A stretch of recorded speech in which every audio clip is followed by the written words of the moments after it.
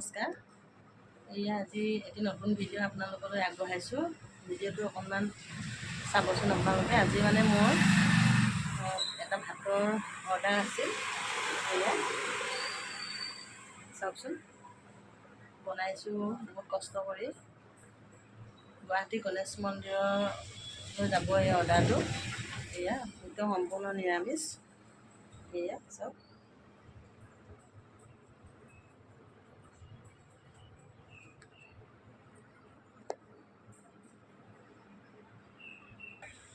ইয়াতো আছে 2 কিলো।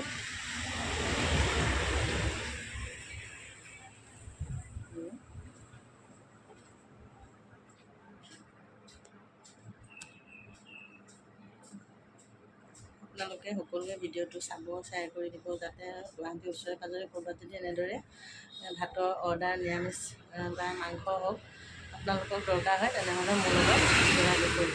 ঠিক আছে, নমস্কাৰ।